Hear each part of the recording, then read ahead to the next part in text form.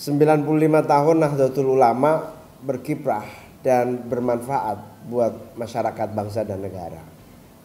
Bukan saja pada peran-peran fondasi yang kuat dan mengakar, tetapi juga peran-peran yang bisa dirasakan memiliki masa depan buat bangsa kita.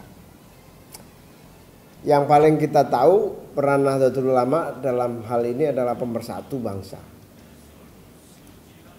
Tema-tema kebangsaan, penuntasan hubungan Islam dan negara, pengokohan karakter kebangsaan bukan saja menjadi doktrin, tetapi menjadi bagian dari pengajaran dan kehidupan sehari-hari, baik itu melalui pendidikan formal sekolah, madrasah, pesantren, maupun pendidikan informal di diniyah-diniyah yang ada di seluruh pelosok Nusantara. Isi khutbah dan seluruh materi dakwah yang disampaikan senantiasa memberikan kontribusi nyata bagi persatuan dan kesatuan bangsa. Maka peran kebangsaan NU sangat nyata dan diakui semua pihak. Peran fondasi ini alhamdulillah sampai hari ini dan akan terus terjaga dengan baik. Peran berikutnya adalah bagaimana agar yang sudah menguat seperti pendidikan, seperti soliditas sosial dan kebersamaan kultural dalam membangun karakter mental dan akhlak bangsa ini juga menjadi lebih optimal lagi. Ada 3 peran penting yang sudah berjalan tapi perlu kita optimalkan di usia 95 tahun Nahdlatul Ulama ini. Yang pertama tentu saja peran pendidikan. Kita tahu jauh sebelum kemerdekaan hingga hari ini NU telah berperan membangun pendidikan. Pendidikan baik formal, informal maupun pendidikan dalam artian luas membentuk karakter mental dan akhlak bangsa. Peran ini masih harus kita dorong lagi untuk peran yang lebih manfaat dan maksimal di masa yang akan datang, terutama di bidang peningkatan mutu daya saing sumber daya manusia Indonesia. Ada 3 dalam pendidikan ini yang masih harus dikejar, yaitu peran memajukan sains dan teknologi. Ini saintek ini masih harus terus digali lagi sehingga masalah-masalah kehidupan masyarakat bisa diatasi melalui kemajuan sains dan teknologi yang ada di lingkungan pendidikan keluarga besar Nahdlatul Ulama.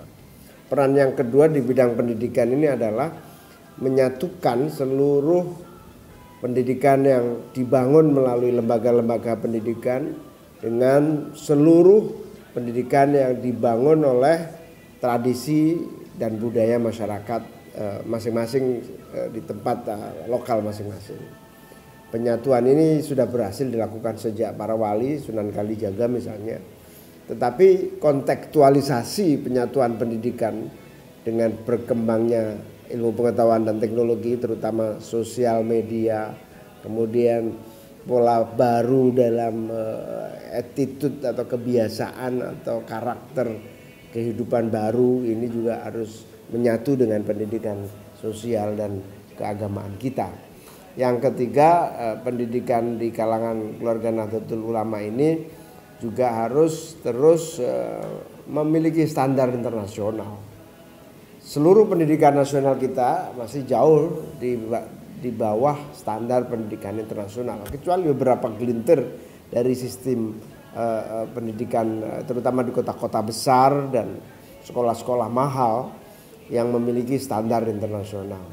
Nah, menurut saya langkah cepat untuk pembenahan pendidikan di kalangan keluarga besar NU adalah mempercepat standar pendidikan level internasional, baik ke Eropa maupun Amerika. Ini untuk mengejar ketertinggalan percepatan standar kualitas itu. Ini mau tidak mau harus dilakukan. Ini peran fondasi yang pertama. Yang kedua, peran ekonomi. Pesantren yang selama ini menjadi basis utama Nahdlatul Ulama ternyata kan bukan hanya menjadi basis kekuatan pendidikan, tetapi pesantren secara langsung maupun tidak langsung menjadi pusat kegiatan ekonomi masyarakat di lingkungannya setempat maupun dari luar area lingkungan setempat. Potensi ini belum dioptimalkan menjadi kekuatan ekonomi tersendiri. Berbagai upaya telah dilakukan. Gus Dur membuat BPR, Bank Perkreditan Rakyat Nusuma misalnya, atau kerjasama yang dilakukan oleh PBNU dengan lembaga-lembaga ekonomi dan pemerintah, semuanya bersifat rintisan yang masih harus dioptimalkan. Kita harus bisa melahirkan entrepreneur yang mandiri, yang kuat, yang berbasis kebutuhan masyarakat, berbasis pasar yang berkembang di masyarakat, dan pusatnya adalah pesantren sebagai titik kekuatan ekonomi kita. Ini peran yang kedua. Dan peran yang ketiga, peran keagamaan dunia. NU memiliki potensi menjadi kiblat baru pemikiran-pemikiran keagamaan di dunia, baik ajaran-ajaran Islam maupun dialog antar agama, interfaith dialog yang banyak diinisiasi oleh Nahdlatul Ulama, sehingga ketertinggalan Timur Tengah di dalam interfaith dialog atau menjadi pusat dialog antar agama ini yang mengedepankan humanisme, humanitarianisme, kesamaan hukum dan hak, ini potensial dilakukan oleh Nahdlatul Ulama. Ini peran basic yang sudah berjalan dan sangat potensial untuk dikembangkan lebih jauh di masa yang akan datang. Nah, 95 tahun ini tidak lama lagi, 5 tahun lagi sudah masuk pada usia 1 abad. 100 tahun Nahdlatul Ulama. Itu artinya kita akan memasuki tahap abad kedua Nahdlatul Ulama. Banyak sekali keajaiban dan karomah dari Nahdlatul Ulama yang berjalan, yang saya yakin karena doa dan para pendiri yang sungguh-sungguh mewariskan ajaran, nilai dan semangat perjuangan Nahdlatul Ulama. Tetapi memasuki abad yang kedua tahun 2027 sebagai abad kedua dari usia Nahdlatul Ulama harus dipersiapkan. Kita masih punya waktu 5 tahun untuk bersama-sama mempersiapkan. Ada 3 kegiatan yang bisa kita lakukan untuk mempersiapkan menuju 1 abad Nahdlatul Ulama. Yang pertama, menggagas untuk menyatukan dan mengokohkan perkembangan pemikiran di keluarga besar Nahdlatul Ulama. Pemikiran keagamaan, pemikiran sosial, pemikiran ekonomi, pemikiran budaya dan peradaban di keluarga besar Nahdlatul Ulama. Sangat banyak sekali muncul pemikir-pemikir muda, pemikir-pemikir yang kreatif, inovatif dan bermutu di keluarga besar Nahdlatul Ulama, yang ide-idenya baik untuk pemerintahan, untuk kebijakan, untuk masyarakat, untuk sosial sosial community maupun untuk rekayasa kemajuan, itu sangat berkembang di keluarga besar Nahdlatul Ulama. Saya ingat sekali ketika bicara krisis lingkungan hidup atas kekacauan manajemen sumber daya alam yang kita miliki, saya kira sangat banyak pemikir-pemikir di keluarga besar NU yang ide-ide briliannya perlu dioptimalkan menjadi satu produk pemikiran yang menjadi keputusan politik yang ada di pemerintahan. Nah, ini kita persiapkan dengan baik konsolidasi pemikir dan pemikiran Nahdliyin dan Nahdlatul Ulama. Nah, ini bisa kita jalankan melalui semacam konferensi atau kongres pemikiran Nahdlatul Ulama di berbagai belahan Nusantara yang telah dan tumbuh menjadi serpihan-serpihan yang dahsyat potensinya. Menuju 100 tahun Nahdlatul Ulama ini akan satu muktamar pemikir dan pemikiran keluarga besar Nahdlatul Ulama, ini penting. Yang kedua, menuju 100 tahun adalah evaluasi total peran ekonomi. Peran ekonomi harus kita susun, rekonstruksi dari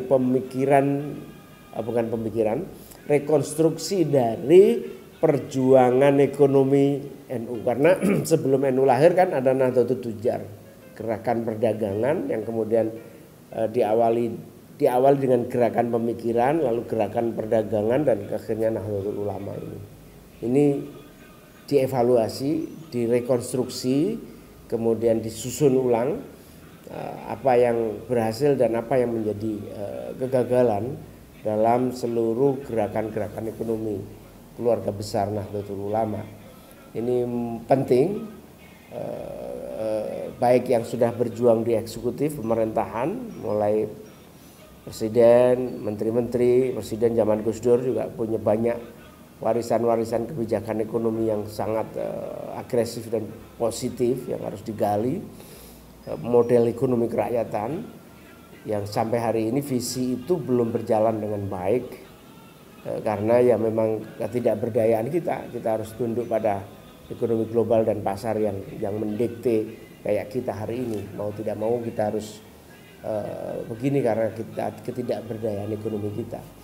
Nah, gerakan ekonomi ini menjelang 100 tahun Nahdlatul Ulama ini kita rekonstruksi dan kita bangun strategi baru agar masyarakat NU Nahdliyin benar-benar bisa menjadi solusi bangsa, solusi ekonomi bangsa, bukan hanya solusi bagi warganya. Cara berpikirnya adalah warga Nahdliyin menjadi kekuatan untuk menjadi solusi bangsa. Kalau selama ini NU menjadi solusi pemersatu bangsa, maka berikutnya adalah Nahdlatul Ulama menjadi kekuatan solusi ekonomi bangsa yang sulit. Apalagi era pandemi ini kita harus menyiapkan satu tahapan bangkitnya ekonomi baru nasional, dan itu semua tidak memiliki harapan, tetapi semua harus berbuat untuk kita agar bisa sampai pada harapan yang baru atas bangkitnya ekonomi kita. Lumpuhnya ekonomi kita, ketergantungan ekonomi kita, ini yang harus kita siapkan menuju 100 tahun atau 1 abad Nahdlatul Ulama. Nah, langkah ketiga yang harus kita siapkan menuju 100 tahun Nahdlatul Ulama ini dengan mengevaluasi tentu saja, sekaligus menyiapkan seluruh jenis gerakan-gerakan yang ada di Nahdlatul Ulama, dari yang paling kiri sampai yang paling kanan. Misalnya gerakan pemikiran, gerakan politik, gerakan pemberdayaan masyarakat, gerakan dakwah sendiri yang menjadi tulang punggung harus ditata ulang dengan gerakan dakwah yang lebih kontekstual dengan perkembangan dan tantangannya. Gerakan dakwah ini mungkin menjadi mainstream dari evaluasi gerakan-gerakan yang ada di tubuh keluarga besar Nahdlatul Ulama, dengan gaya gerakan dakwah Nusantara yang begitu merata di seluruh Indonesia, yang sudah sangat baik. Ini kita evaluasi untuk menjadi desain baru dari gerakan dakwah di keluarga besar Nahdlatul Ulama. Nah, dari semua rangkaian itu kita yakin nanti 100 tahun Nahdlatul Ulama ini diawali menuju persiapan abad kedua Nahdlatul Ulama yang lebih maju, dengan satu tema yang sangat selalu dipakai oleh keluarga besar NU, yaitu al-muhafadzatu ala qudimil sholeh wal ahdu bil jadidil aslah. Al-muhafadzatu ala qudimil sholeh aslah al mukhafadatu ala qadimis sholeh wal akhdhu bil jadidil aslah.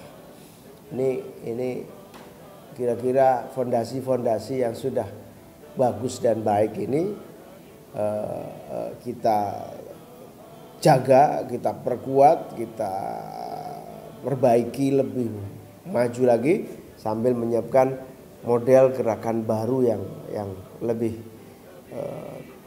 kuat lagi, lebih agresif lagi, lebih mumpuni lagi di tengah semua kekuatan yang sedang sulit dan tidak berdaya akibat pandemi ini. Selamat kepada seluruh pejuang-pejuang NU, aktivis Nahdlatul Ulama, Nahdliyin dan Nahdliyat. Selamat hari lahir yang ke-95. Bersyukur, bahagia dan bangga atas seluruh prestasi dan terima kasih atas kerja keras kita semua hingga mewujudkan NU yang jaya, NU yang maju. Tak pernah lelah untuk mengabdi, tak pernah lelah untuk berbagi, menyontoh Mbah Hasyim Asy'ari. Selamat harlah ke-95 tahun. Semoga kita senantiasa diberi kesehatan, kekuatan dan kesuksesan dalam berjuang membesarkan NU, memajukan bangsa dan negara, membangun tata dunia baru yang lebih adil, makmur dan sejahtera. Wallahul muwaffiq ila aqwamit thoriq. Wassalamualaikum warahmatullahi wabarakatuh.